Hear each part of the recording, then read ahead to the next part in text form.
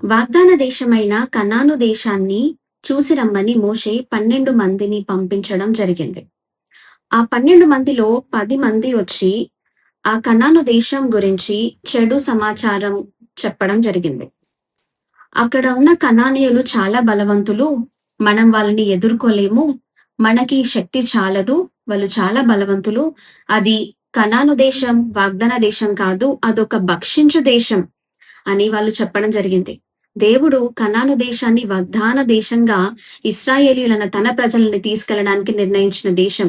ఈ మాట విని ఎప్పుడైతే వాళ్ళు భక్షించు దేశం అని చెప్పారో, మిగతా ఇద్దరైన కాలేబు అలాగే యెహోషువ వాళ్ళిద్దరూ కూడా ఏమన్నారంటే, దేవుడు అది మనకు ఇవ్వబోతున్న వాగ్దాన దేశం. ఖచ్చితంగా మనం ఆ దేశానికి వెళ్ళాలి. దాన్ని స్వాధీనపరచుకోవాలి. దేవుడు ఆ దేశాన్ని మనకివ్వడానికి చాలా ఆనందపడుతున్నాడు. అది ఒక పాలు తేనెలు ప్రవహించే దేశం అని కాలేబు యెహోషువ చెప్పినప్పుడు ఎవ్వరు వినరండి. కానీ ఫైనల్‌గా ఎవ్వరు కూడా అడుగు పెట్టలేరు ఆ వాగ్దాన దేశంలోనికి. కేవలం కాలేబు, యెహోషువ ఇద్దరు మాత్రమే అడుగు పెట్టగలిగారు. కాలేబు, యెహోషువ ఇద్దరు కూడా దేవుని శక్తిని గ్రహించారు. ఆ వాగ్దాన దేశానికున్న విలువను గ్రహించారు. ఆమేన్.